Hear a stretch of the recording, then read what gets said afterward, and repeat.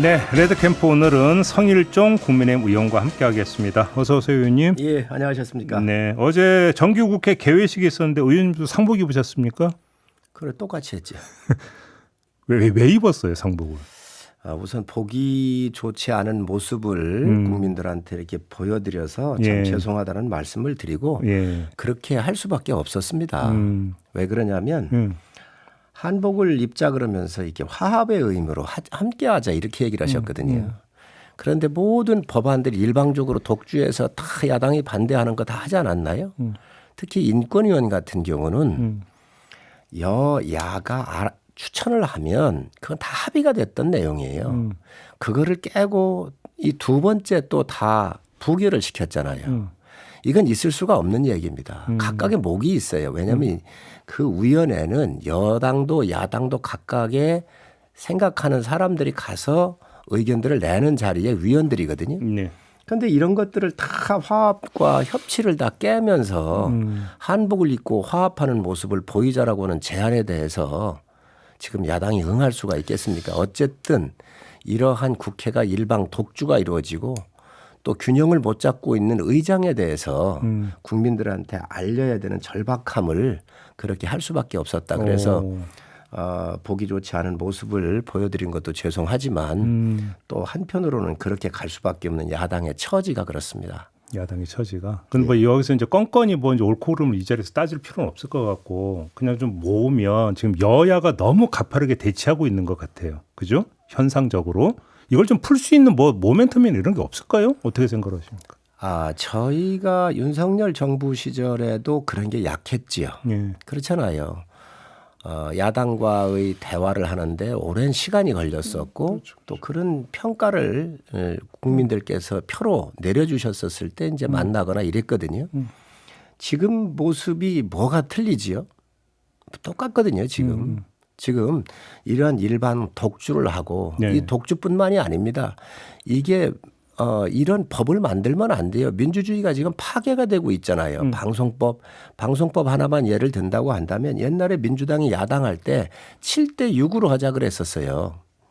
7을 여당이 위원을 임명을 하고 야당에서 6명을 임명을 해서 13명 아니에요? KBS 이사. KBS 이사 같은 경우 그랬었을 때 3분의 2 동의를 받자라고는 아니 민주당이 아니었거든요. 이런 걸 다 깨고 지금 현재 자기들이 마음대로 하겠다고 그러잖아요. 지금 이러한 것들이 다 독주인데 이런 것들이 지금 현재 그 극한 대치 상황을 가지고 오고 있는 것이죠. 근데 대치를 풀려면 일단 대화를 해야 되는데 대화의 물꼬를 어디서 틀 수 있다고 생각했어요? 오히려 그러면 이재명 대통령이 얘기했던 대표 회담이라든지 이런 것들을 통해서 뭔가 돌파구를 열 수 있는 거 아닙니까? 당시에도 야당에서는 그런 얘기를 했었습니다. 여당이 푸는 것이다. 제가 보기에도 그 말 맞아요.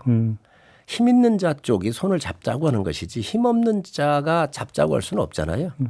그렇기 때문에 그런 부분들은 여당의 몫이라고 생각을 하고 여당의 목. 예. 그러면 이러한 예를 들어서 법사위 같은 경우도 정상적인 의회 민주주의가 작동하기 위해서 야당이 가져왔던 거잖아요. 이런 거 넘겨주고 그러면서 이게 대화의 물꼬를 풀어야 되는 것은 여당이라고 생각을 합니다. 정청래 대표를 어떻게 평가하세요? 뭐 사람이 아니라고 그러는데 뭐 말할 수가 있겠습니까? 악수도 안 하겠다면서요. 넘어가겠습니다. 어제 그 국회 법사위원들 이제 국민의힘은 빠졌습니다.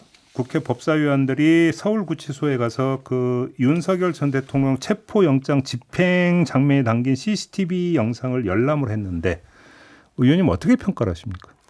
열람해서 보고만 온 게 아니잖아요. 저는 참 딱한 일이라고 생각을 해요. 이게 여당의 모습입니까? 살인 혐의자도 신상을 공개할 때 위원회를 열어가지고 이게 공익에 부합하는지 안 하는지를 판단해서 하잖아요. 전직 대통령입니다. 예. 또 민주당 같은 경우는 민주화 운동하면서 인권을 가장 중시하면서 얘기했던 사람들이에요. 네네네. 제 얘기가 틀린가요? 조국 수사 시에 어떻게 했어요? 피의 사실도 함부로 못하게 만들어 놨었잖아요. 또 비공개 소환을 원칙적으로 다 해가지고 다 보호했지 않습니까?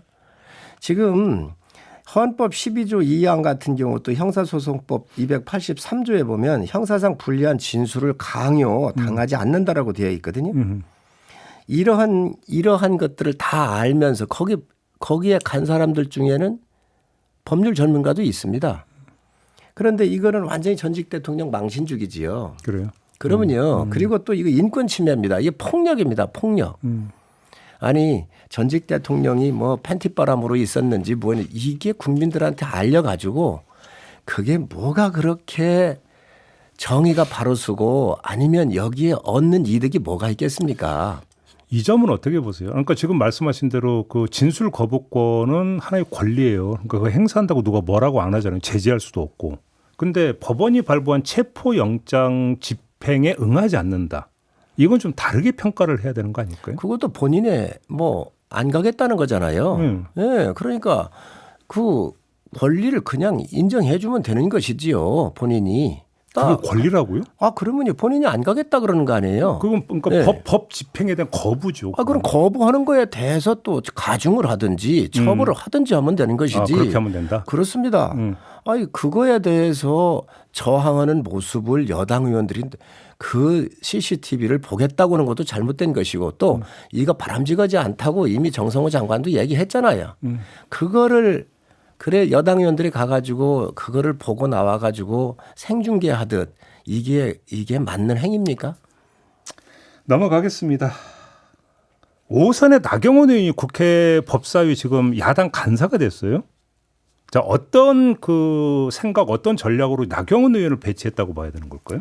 저는 배치한 거가 아니고 자원한 거라고 생각을 해요. 자원? 예.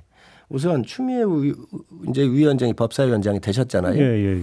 추미애 의원 같은 경우는 국방위에서 저 같이 활동을 했지요. 네네네. 예. 맞다. 예. 예. 그래서 제가 잘 알고 예. 또 제가 각별히 또 예우도 해드린 분 중에 한 분입니다. 전반기에도 국회의장을 나오셨었고요. 하반기에도 국회의장을 하실라 그래요. 예. 제가 왜 가셨냐고 여쭤봤더니 좀 그 부분에 대해서는 부담스러워 하셨어요. 아, 법사위원장 맞는 예. 거에 대해선? 예. 그런데 지금 민주당이 예. 이러한 말도 안 되는 법안들을 지금 처리하려고 하는 거 아닙니까? 그리고 우리 당의 국방위원장, 외교위원장, 정보위원장 다 민주당한테 드릴 테니까 이 법사위원장 의회 민주주의의 균형 원리에 의해서 네. 우리가 가져올 수 있도록 해달라고 저희가 공식적으로 요청도 했던 자리예요. 그런데 여기에 추미애 의원이 가는 게 맞습니까? 격이? 그러면 이 저지하려고 하는데 네. 저는 나경원 의원이 이 추미애 의원이나 여당의 독주에 대해서 제동을 걸어야 되겠다. 상징적으로 나라도 나서야 되겠다 해서 자원하신 거라고 생각을 합니다. 너무 잘하신 일이에요. 저는 잘했다고 보세요. 그렇습니다. 아니 이게 지금 현재 뭐 재선 의원이 경험이나 모든 국회의 관행 여러 가지를 봤었을 때 맞지 않는 건데 네. 여기에 그래도 나경원 의원께서 나서셔서 예. 그 대립각에 쓰시잖아요. 그러면 그렇기 때문에 그런 면에서 나경원 의원의 정치적인 감각이 굉장히 돋보였다고 생각을 하고 또 당을 위한 이게 헌신이거든요. 그런 면에서 나경원 의원의 리더십이 굉장히 빛났다고 생각을 그러면 합니다. 질문 한번 이렇게 좀 바꿔볼게요. 추미애 위원장의 전투력과 나경원 간사의 전투력을 비교하시면 어떻게 평가를 해주실까요? 나경원 의원이 훨씬 낫죠. 저희 당 입장에서 볼 수밖에 없지만 그렇게 보세요? 추미애 의원이 예. 그동안 옛날에 추윤 갈등이라든가 법무부 장관 하면서 보이셨던 그 리더십이 있고요. 예. 또 나경원 의원이 야당으로서 패스트 트랙을 막으려고 했었던 여러 그런 헌신적인 노력하고 비교해 보면 네. 상당히 저는 대척점에 서 있고 네. 그 나경원 의원의 그 자원을 하면서까지 의회 민주주의를 지켜야 되겠다라고 네. 하는 이 소신에 많은 박수가 있을 거라고 생각을 합니다. 자, 하여간 국회 법사위는 역대 국회를 다 둘러봐도 조용할 데가 없었던 것 같아요.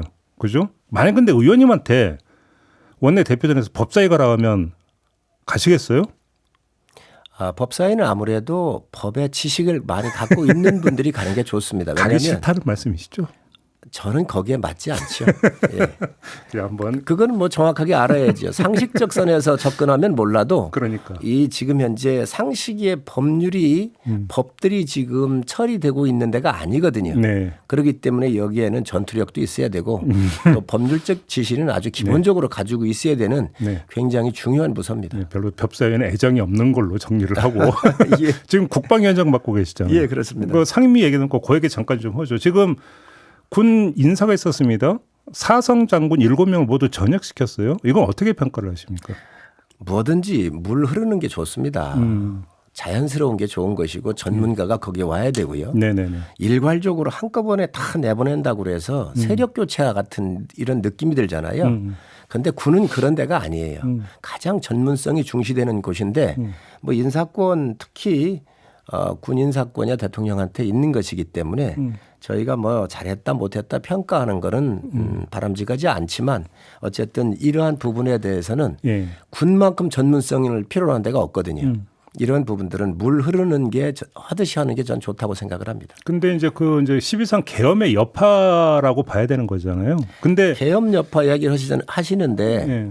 맞습니다. 그런데 거기에 몇 사람이 여기에 주모자로 갔거나 무슨 협력 관계가 있었겠습니까? 제가 여쭤보려고 그런 게 그건데 국방위원장의 시각으로 한번 좀 말씀을 해줘 보세요. 지금 그 국방부나 군 차원에서 12.3 비상계엄에서 도대체 어디까지 연루됐고 가담했는지에 대한 조사가 아주 지금 확실하게 다 돼 왔고 되고 있다고 평가하세요? 저는 거의 뭐 한 99% 이상 정도는 그냥 명령 수행한 거예요. 네. 그래서 상임위 할 때도 이분들한테 불이익을 주지 말라 그랬거든요. 근데 지금 집권 여당의 내란 프레임으로 넣어가지고 많은 사람이 이게 연루된 거로 묶어져야 상품이 될 거예요. 정치 공세가 될 거예요. 저는 군은 그렇게 하면 안 된다고 생각을 해요. 그래요? 그렇게 되면 너무 억울한 사람이 많이 나옵니다. 명령 수행하지 않는 군인은 군인이 아니에요. 네. 어떤 것이든 그렇잖아요. 그렇다고 그분들이 가가지고 총을 쏘았겠습니까? 뭐 했겠습니까? 그래서 군인으로서 본분에 충실한 분들에 대해서는 여야 의원들이 함께 이분들한테 인사상 불이익을 주지 말자라고 질의들이 있었습니다. 그건 공감대가 형성됐다고 보세요? 그러면요. 그래서 그런 부분들을 안규백 장관을 비롯한 지도부가 향후에 인사할 때는 반드시 좀 이런 부분에 중점을 두어주기를 요청합니다. 제가 왜 여쭤봤냐면 저 과정에서 지상작전사령부 내지 사령관의 어떤 그 인지 여부나 합참의 인지 여부 의혹도 나온 바가 있었잖아요. 인지라고 그러는데 조금 얘기를 좀 딸려 하면은 서울시장, 인천시장이 뭐 폐쇄하고 했다 그랬잖아요. 그러면 전라도에 있는 광주나 뭐 다른 데는 폐쇄 안 했습니까?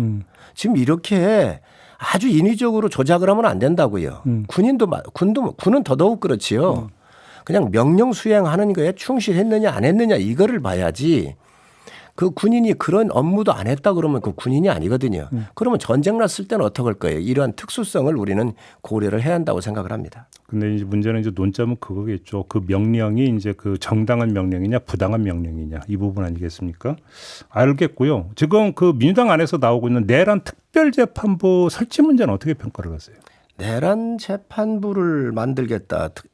지금 민주당이 국가 허물기는 전매 특가 아닙니까?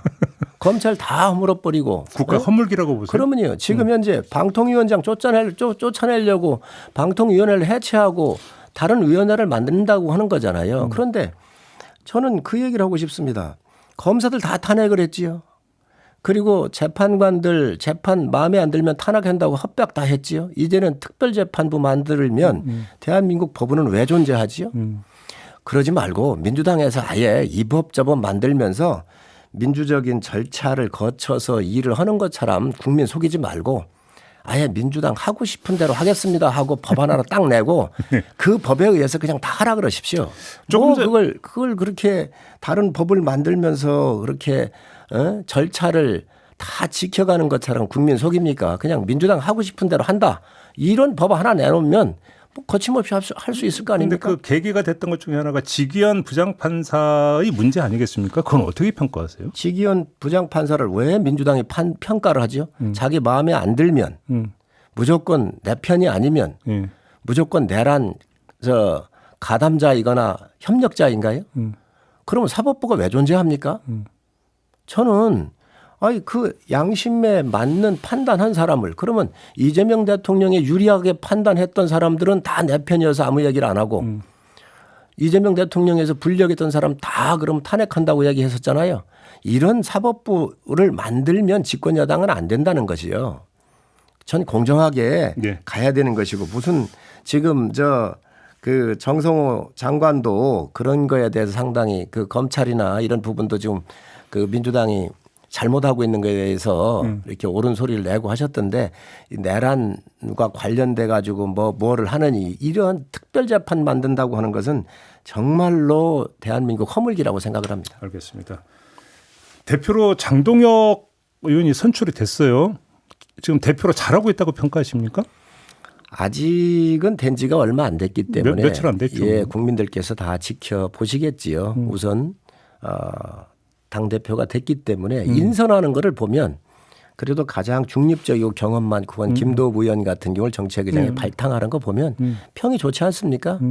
그리고 또 중심으로 돌아와서 가운데로 돌아와서 중도와 함께 합리적인 국민들과 함께 가겠다라고 하는 이런 방향을 설정하고 이런 부분들은 장 대표께서 상당히 그러면 고민을 많이 해서 지금 당을 운영하고 있고 전국 운영에 올바른 이런 그 방향을 잘 제시하고 있지 않나 생각을 하고 의원 연찬회 할 때 투쟁과 혁신이라고 그런 두 개의 키워드를 제시를 했거든요. 전 정확하게 맞는 얘기라고 생각을 해요. 그래요? 예. 야당이니까 투쟁을 해야죠. 지금 이런 입법 폭주하고 독재로 가고 있고 제2의 베네수엘라 행으로 가고 있는 걸 막아야 되고 그리고 당을 혁신해야지요. 국민들이 봤었을 때 혁신하는 모습을 또 보여야 되는데 그런 게 인선이라든가 여러 형태로 나타나고 있는 건 잘하고 있다고 생각을 합니다. 그러면 김민수 최고위원의 발언이 지금 계속 논란이 되고 있는데 그건 어떻게 평가를 하세요? 이제 정당에는 지금 여당도 마찬가지지만 다양한 스펙트럼이 있지요. 네네. 또 그런 것들을 일률적으로 제어할 수도 없는 일이고요. 예. 아마 그래서 강성의 발언도 있지만 또 온건 합리주의적인 분들도 있는데 아마 그런 것들이 장 대표께서 서로 조율도 하면서 많은 부분이 조율이 될 거라고 봅니다. 그럼에도 불구하고 헌법재판소의 권능과 헌법재판소의 결정을 부정하는 듯한 발언은 좀 부적절했다고 봐야 되는 거 아닐까요? 그 부분에 대해서는 개인의 의견으로 봐야지요. 예. 아니 개인의 의견이라 하더라도 공당의 최고위원이라면 지켜야 되는 선이라는 게 있죠. 저도 그 부분에 대해서 인정을 합니다. 예. 그러면 정청래 대표가 예. 수석 최고위원을 할 때 후쿠시마 오염 처리수가 7개월 뒤면 제주 앞바다를 비롯해서 대한민국 바다 다 오염시킨다고 거짓말을 했거든요. 과학적 진리까지도 국민을 속인 사람이 수석 최고위원이었거든요. 과학적 견해와 헌정 질서는 약간 좀 분리해서 얘기를 해야죠. 헌정 질서보다 과학적 진리가 헌정 질서는요 시대의 변화에 따라서 헌법도 조금씩 바뀌어요. 과학의 진리는 불변입니다. 불변의 진리를 가지고 국민을 속인다는 건 있을 수가 없지요. 그래요. 아무튼 근데 그러면 용인돼야 된다 이렇게 보시는 거예요? 김민수 최고위원의 발언은? 그런 의견들에 대해서 네. 그 사람의 시각을 보는 거예요. 헌법적 측면에서 헌법적 측면에서 봤었을 때 이게 고유한 대통령의 권한이냐 아니냐에 대해서 그 사람의 판단이 있을 수가 있습니다. 이게 사회과학적인 문제잖아요. 네. 그러니까 그 의견을 냈으면 그걸 국민이 판단하는 것이지요. 평가를 받겠죠? 그러면요. 예, 알겠습니다. 오늘 말씀 여기까지 듣겠습니다. 고맙습니다, 의원님. 예, 감사합니다. 성일종 국민의힘 의원이었습니다.